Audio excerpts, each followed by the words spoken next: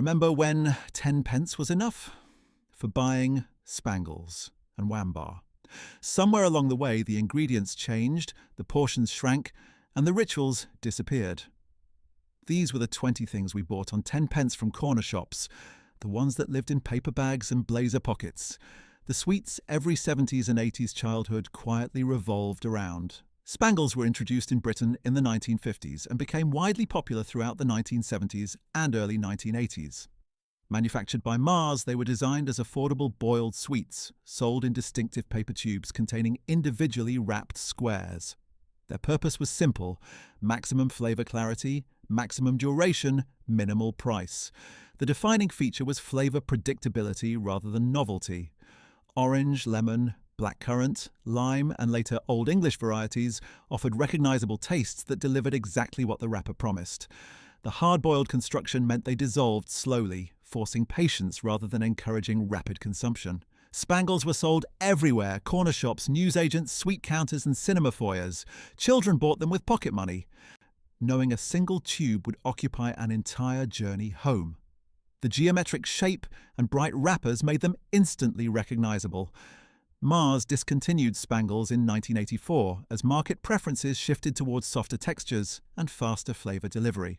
Brief revivals failed. If Spangles represented order and predictability, the next sweet introduced chaos. Pacers emerged during the 1970s as green, mint-flavored chewy sweets manufactured by Mars. Unlike boiled sweets that required patience, Pacers offered immediate chewability combined with intense mint flavor.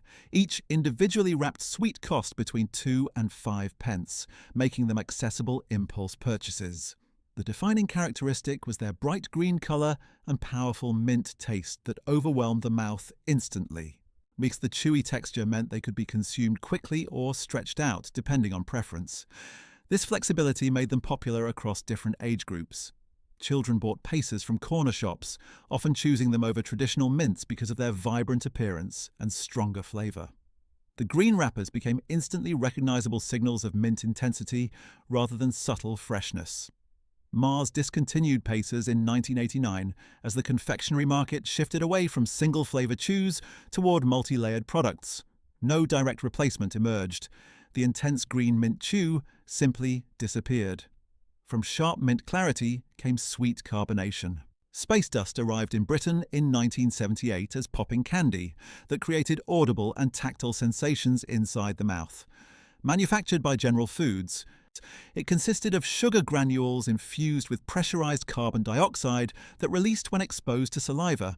Each packet cost between 5 and 10 pence. The novelty wasn't taste, but physical sensation. The powder crackled, popped, and fizzed on the tongue, creating sounds children could hear and feel simultaneously. This multi-sensory experience made space dust fundamentally different from traditional sweets. Playground rumors spread quickly. Some claimed it would explode if mixed with cola. Others insisted it could cause stomach damage. These myths increased demand rather than reducing it, as children sought proof through personal experimentation. General Foods withdrew space dust from the British market in 1983 amid safety concerns and regulatory pressure. The popping intensity was reduced in later versions, diminishing the original effect. From explosive sensation came permanent pigmentation. Blackjacks emerged in Britain during the 1920s and became widely popular from the 1950s through the 1980s. Manufactured by Barrett, they were designed as low-cost, long-lasting sweets sold primarily through corner shops. Their purpose was simple: maximum flavor, maximum duration, minimal price, typically 1 halfpenny or 1 penny each. The defining feature was the aniseed flavor, strong, medicinal, and unmistakable. The chew itself was dense and resistant, deliberately formulated to last as long as possible, rather than dissolve quickly. This gave children value for money, often occupying them for the entire walk home. Blackjacks were sold loose from jars, individually wrapped in black paper. A notable side effect was the black staining of the tongue, which became part of the social ritual. Children would show their tongues to friends as proof they had eaten one. Later reformulations softened the aggressive aniseed punch. From black-stained intensity came pink sweetness. Fruit salad chews were introduced alongside Blackjacks by Barrett and followed an almost identical production and distribution model. Popular from the 1950s onward, they were designed as affordable, long-lasting sweets that could be sold individually to children with limited pocket money, costing 1/2 penny or 1 penny each. The flavour profile was mixed fruit sweetness rather than the medicinal sharpness of Blackjacks. The chew was similarly dense, requiring sustained effort to consume, so reinforcing the idea of value through longevity. Fruit salad chews were often chosen by children who wanted something less confrontational but equally filling. Like Blackjacks, they were sold loose from jars and wrapped in brightly coloured pink paper. Parents often perceived them as less harmful due to the fruity flavouring, despite identical sugar content. Over time, reformulation reduced both the chew resistance and flavour intensity. While still available today, older consumers frequently note the modern version lacks the strength and texture that defined the original. From penny sweets came ritual purchases. Those first 5 sweets show how 10 pence stretched through patient consumption. Hard boils, dense chews, and explosive sensations made pocket money last. But the corner shop offered more than just individual sweets. Number 6 turned 10 pence into a ritual, not a transaction. Opal Fruits were introduced in Britain in 1960 by Mars and became one of the most recognisable chewy fruit sweets throughout the 1970s and 1980s. Small packs containing 4 individually wrapped chews cost between 5 and 10 pence, placing them within pocket money range. Their purpose was to deliver recognisable fruit flavours through soft, chewy texture. The 4 flavours, strawberry, lemon, orange and lime, were chosen for familiarity and balance. Each chew was firm enough to require effort, but not so resistant as to discourage consumption. The bright colour-coded wrappers allowed instant flavour identification before opening. Opal Fruits were sold everywhere: corner shops, newsagents, cinema counters and vending machines. The advertising slogan, "Made to make your mouth water," emphasised the tangy fruit intensity that stimulated salivation. In 1998, Mars renamed them Starburst for global brand alignment. The product remained unchanged, but the name change fractured cultural identity. Many British consumers still refer to them as Opal Fruits decades later. From chewy fruit clarity came bubble-blowing competition. Penny chews, often called mojos in certain regions, were individually wrapped toffee bars sold throughout the 1970s and 1980s. As the name indicated, they cost 1 penny each, making them the most affordable, substantial sweet available. Their purpose was to provide maximum chewiness and sweetness at minimum cost. The toffee was firm at room temperature, softening gradually in the mouth. So this required patience and encouraged slow consumption, extending the value proposition. The wrappers came in various colours indicating different flavours, though most children couldn't distinguish much difference beyond basic sweetness. Penny chews were sold individually from jars in corner shops and newsagents. Children with limited pocket money could buy several, creating their own small collection. The predictable price and reliable availability made them default purchases when other options seemed too expensive. As inflation eliminated the viability of 1 penny pricing, penny chews gradually disappeared, rather than adapting to higher price points. From reliable cheapness came fizzy flight. Flying saucers became popular in Britain during the 1960s and 1970s. They were manufactured using wafer-thin rice paper filled with sherbet powder, designed to burst when bitten. Each individual saucer cost between 1 and 2 pence. The outer shell provided minimal flavour, acting purely as a delivery vehicle for the sherbet inside. The eating method varied. Some children nibbled cautiously around the edges, while others bit fully to release the contents at once.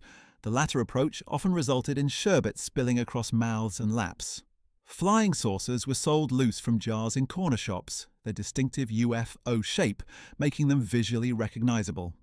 Despite their simplicity, their appeal lay in delayed payoff, rather than immediate taste. The rice paper stuck to fingers and dissolved on contact with moisture. Later versions were reformulated to reduce sherbet intensity, creating a lighter, less reactive experience.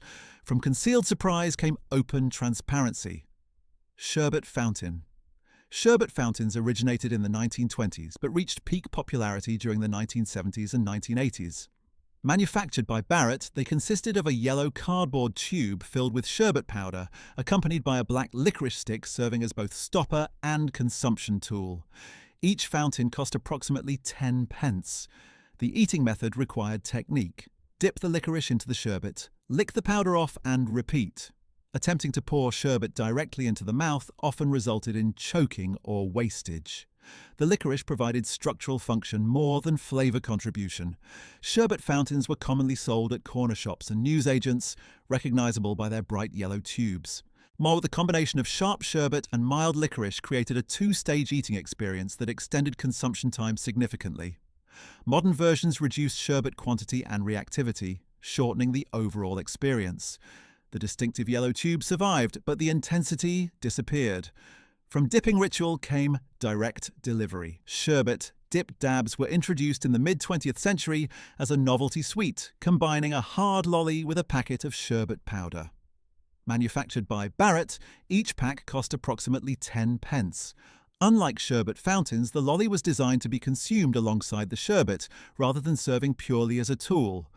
The sherbet consisted of sugar mixed with acidic compounds that produced a fizzy sensation when combined with saliva. Yes, the lolly acted as both a delivery mechanism and a pacing tool, forcing repeated interaction.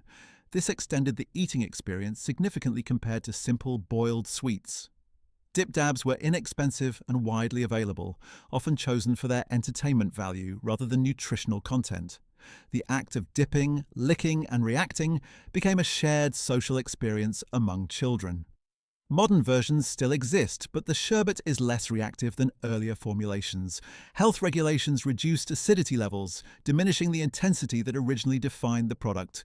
From controlled dipping came uncontrolled chewing. Those first 10 sweets show how 10 pence stretched through corner shop counters. Boiled patience, chewy endurance, and fizzy rituals made pocket money last. But the second half reveals something deeper: the sweets that defined social currency, playground status, and the economy of childhood itself. Anglo Bubbly emerged during the 1970s as individually wrapped bubblegum pieces manufactured by Trebor. Each piece cost between 2 and 5 pence, making them affordable impulse purchases for children with limited pocket money. The gum came in bright, colourful wrappers that attracted attention on sweet counters. The defining characteristic was the thick, chewy texture that allowed sustained blowing of bubbles. Unlike modern gums that softened quickly, Anglo Bubbly maintained its structure for extended periods, providing lasting entertainment value.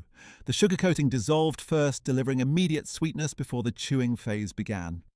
Children bought Anglo Bubbly specifically for bubble-blowing competitions during school breaks and playtime. The largest bubbles earned playground status, while burst bubbles required careful peeling from faces and hair. Corner shops displayed them prominently near cash registers as single-piece purchases. Anglo Bubbly gradually disappeared from mainstream distribution during the 1980s as American bubblegum brands dominated the market.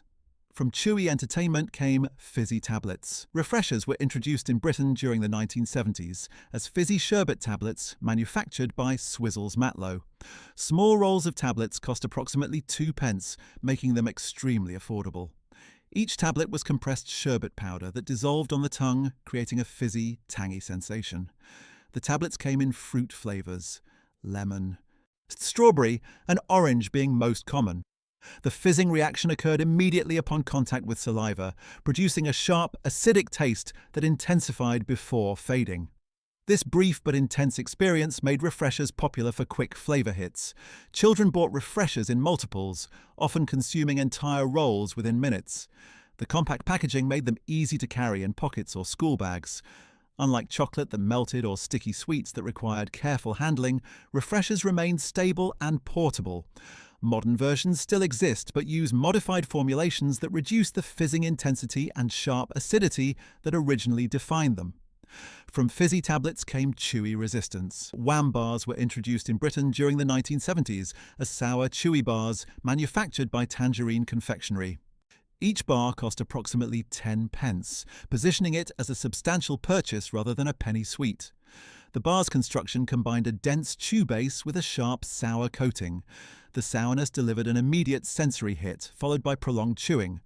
The bar's toughness was intentional. Children often warmed them in their hands or broke them into smaller pieces to extend consumption.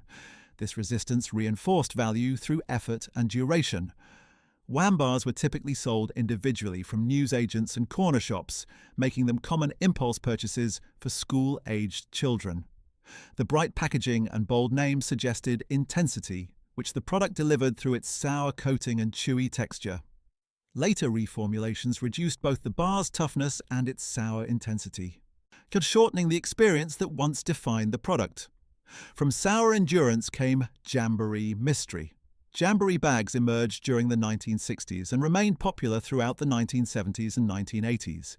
These paper bags cost between 6 and 10 pence and contained a random mixture of sweets, small toys, temporary tattoos, and printed jokes or cartoons. The contents varied by manufacturer and batch, creating an element of chance. The appeal lay in unpredictability rather than consistent quality.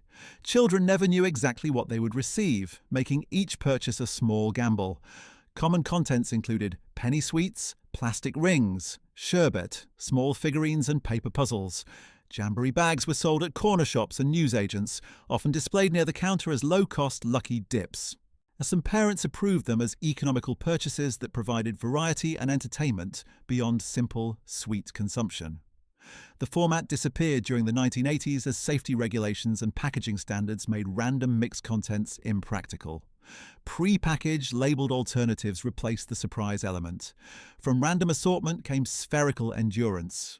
Gobstoppers, also known as jawbreakers, were multi-layered spherical sweets popular throughout the 1970s and 1980s. Each gobstopper cost between 2 and 5 pence, depending on the size. They were constructed from layers of coloured, flavoured sugar compressed around a small seed, designed to dissolve extremely slowly. The defining characteristic was endurance. Gobstoppers were not meant to be chewed initially, but held in the mouth for extended periods, sometimes hours. As each layer dissolved, a new colour and flavour emerged, creating a progression rather than a single taste experience. Children bought gobstoppers specifically for their lasting power. A single large gobstopper could occupy an entire afternoon, making it exceptional value for money. Some children removed them from their mouths periodically to check colour progression. Modern health concerns about choking hazards and jaw strain reduced gobstopper availability. The largest sizes disappeared entirely from mainstream retail. From spherical patients came pressed hearts. Those middle sweets transformed 10 pence from simple currency into extended experiences. Chewing, fizzing, waiting, and discovering stretched pocket money through time rather than quantity. The final 5 sweets complete the picture of what corner shops offered before packaging standards changed everything. Love Hearts were introduced by Swizzles Matlow during the 1950s but became particularly popular throughout the 1970s and 1980s. Small rolls of heart-shaped tablets cost approximately 2 to 5 pence. Each tablet featured printed messages in coloured text, romantic declarations, friendly phrases, or simple statements. The tablets were compressed sherbet with minimal flavour, dissolving quickly when sucked. The primary appeal was the messages rather than taste. Children bought Love Hearts to share, trade, or give to friends, using the printed words to communicate feelings they couldn't express directly. Love Hearts were sold widely in corner shops, newsagents, and school tuck shops. Yet the compact rolls fit easily into pockets and bags. Valentine's Day saw increased sales as children exchanged them as affordable tokens of affection. Modern versions still exist with updated messages, but the cultural ritual of using them as communication tools has largely disappeared. From pressed messages came sticky endurance. Drumstick lollies were introduced by Swizzles Matlow during the 1950s and remained popular throughout the 1970s and 1980s. These chewy lollipops cost between 5 and 10 pence each. The distinctive raspberry and milk flavour combination created a sweet, slightly creamy taste that differentiated them from fruit-only lollies. The texture was dense and resistant, requiring sustained chewing effort. Unlike hard lollies that dissolved slowly, drumsticks encouraged active chewing, more though attempting to bite them too early often proved difficult. The stick provided structure and control during consumption. Children bought drumsticks from corner shops and sweet counters, recognizing them instantly by their pink and white swirl pattern. The combination of chewy texture and familiar flavor made them reliable choices when other options seemed uncertain. Modern versions maintain similar appearance but use modified formulations that soften more quickly, reducing the chewing duration that originally defined them. From chewy sweetness came boiled clarity.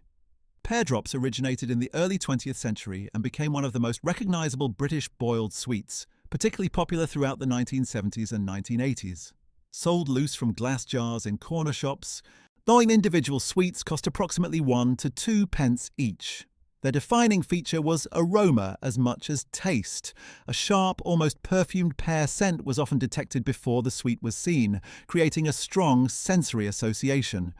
The sweets were valued for consistency rather than novelty, offering a predictable flavour profile that appealed across age groups. The construction was straightforward, a hard, translucent boiled sweet that dissolved slowly, releasing flavour gradually. This slow consumption reinforced their role as dependable, long-lasting sweets rather than indulgent treats. Over time, reformulations softened the sharpness that defined the original. While still recognizable today, many consumers note the modern version lacks the pronounced bite and aromatic strength. From pear perfume came aniseed intensity. Aniseed balls were traditional boiled sweets sold throughout Britain for much of the 20th century, particularly common from the 1950s through the 1980s. Sold loose from jars, individual sweets cost approximately 1 to 2 pence each. Their defining characteristic was flavour intensity rather than sweetness. The strong aniseed taste created immediate division. Consumers either accepted the flavour or rejected it outright, making the sweet culturally polarising. This division contributed to its memorability. Aniseed was closely associated with medicinal products and traditional baking, giving the sweet an almost adult character. Aniseed balls were designed to last, rarely chewed, but instead held in the mouth for extended periods. The slow release of flavour reinforced the idea of value through duration. While still produced in limited quantities today, aniseed balls no longer occupy a central place in British childhood culture, surviving mainly through nostalgia retailers. From medicinal intensity came airy lightness. Rainbow Drops originated as a low-cost puffed maize sweet and became widely distributed across Britain during the 1970s and 1980s. Small bags cost approximately 5 pence. They were manufactured using extruded maize, coated lightly in sugar and colouring, producing sweets that were extremely cheap to make and easy to transport. Their defining feature was texture rather than flavour. Rainbow Drops were light, crisp and airy, dissolving almost immediately when eaten. The taste was deliberately mild, allowing children to consume large quantities without the intensity or fatigue associated with boiled or chewy sweets. They were commonly sold loose at fairs, school events, church halls and corner shops, often served in small paper cups or bags. Because of their low cost, they were frequently used as filler sweets. Rainbow Drops gradually moved from everyday staple to novelty item as confectionery shifted toward packaged, logo-driven products. They still exist today, but largely outside mainstream childhood culture.